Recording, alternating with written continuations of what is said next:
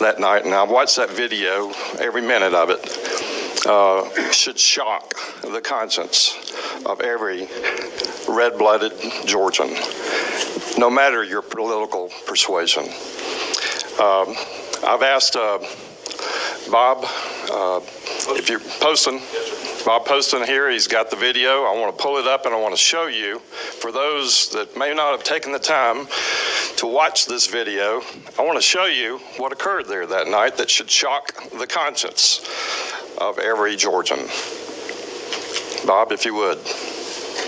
All right, so this, in the upper left-hand corner, you can see the time. That's 11:05 p.m. This is after everyone was told to go home because there was a major water main break. That was false. There was no water main break at all. There was a toilet leak about 16 or 18 hours earlier in the day, leaking from the ceiling, from a suite above. It was cleaned up. It had no impact on this election. The water main break pronouncement was obviously made to clear the room of all poll watchers and the media.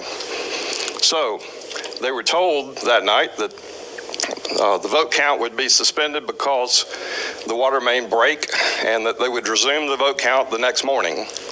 The next morning, everybody was stunned to learn that the people at State Farm Arena, there were 5 women that worked for about 2.5 hours from just before 11 p.m.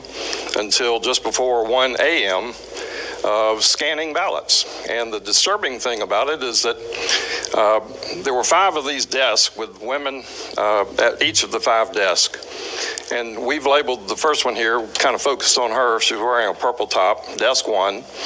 This is at 4x speed, so we don't have to sit there and watch, it in a slower speed. But you can see that this lady is taking the same stack of ballots, and once she runs them through the scanner, there she goes. She sticks them back in and runs them a second time and a third time. And then the lady to her right, wearing the yellow top, we've got a second video that shows that she did the same thing with a stack of ballots on her desk.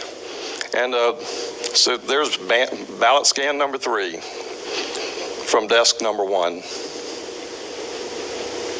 One man, one vote just went out the window at State Farm Arena on the night of November the 3rd, 2020. And it's here for all us to see. This is much like going to trial with a who ran the red light case, and instead of having people coming in and testifying about who ran the red light, you got a video showing who ran the red light.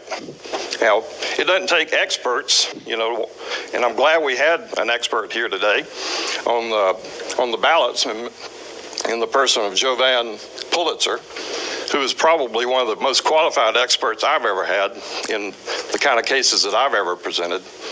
I'm blown away with his credentials and his ability to, if he was given access to these ballots, he could tell us with 100% certainty how many of those ballots are real.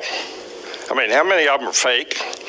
And that's, at the end of the day, that's what all Georgians want to know is, were these ballots, that were being scanned here after everybody was told to clear the room, were these real ballots or were they counterfeit ballots? But they were included in the vote total. Now, I served an open records request upon Fulton County.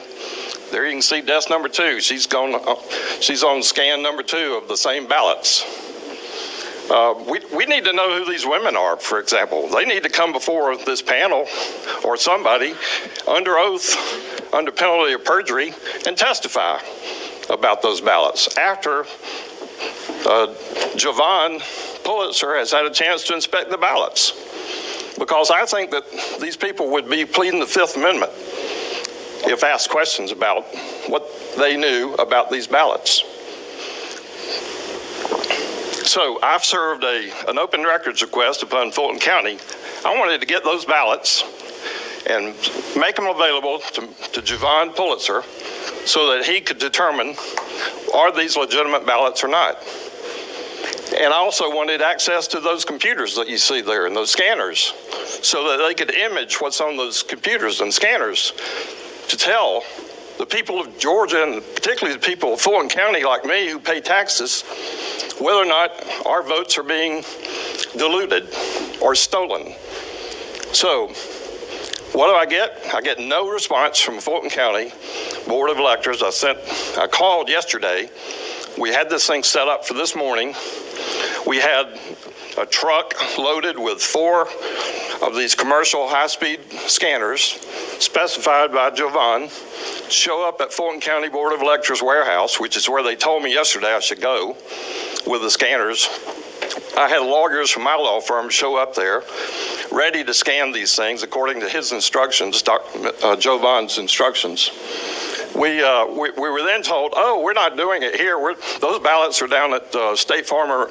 They're not at State Farm Arena. They're down at World Congress Center.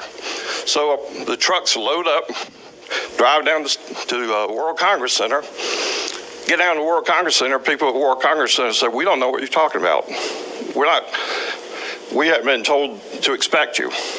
So then I'm hearing this, this hearing today, getting all these text messages from my lawyers in my firm saying, what do we do now? I said, we call Ralph Jones. He's the head registrar for Fulton County. Call his office. Find out where the ballots are, when they're going to make them available. Because we've got a right to see those ballots under Georgia law and under federal law. Well, the last word I got a little while ago was they're not going to make them available unless we have a court order. So here we go again, kicking the can down the road, obfuscation, delay, trying to run out the clock. If I had an hourglass here with sand in it, that's the whole goal here is to run out the sand, run out of time so that the Georgia legislature and the people of Georgia won't have access to these ballots to see if they're true or not. And, it's time for the Georgia legislature, the House, led by a great man, Speaker Ralston, and it's time for the Senate, led by a man that I've known since we were both little boys growing up in Beaufort, Georgia, Senator Butch Miller. It's time for these 2 gentlemen to do their job, call in the House and the Senate to look at this video. Look at the State Farm video. We all can see it. We know who ran the red light. It didn't take an expert to tell us who ran that red light. We can see what happened. How many times the same ballots get voted over and over again. So it's time to call a session and let the people, one by one, every legislator who's been elected needs to raise their hand and say, I'm for one man, one vote. And if I'm seeing one man, one vote violated there, then every person in the legislature needs to say all of those votes under what is called the adverse inference law of Georgia, all of those need to be tossed. You can't rely on them. So that's the summary of my testimony. And thank you for your time.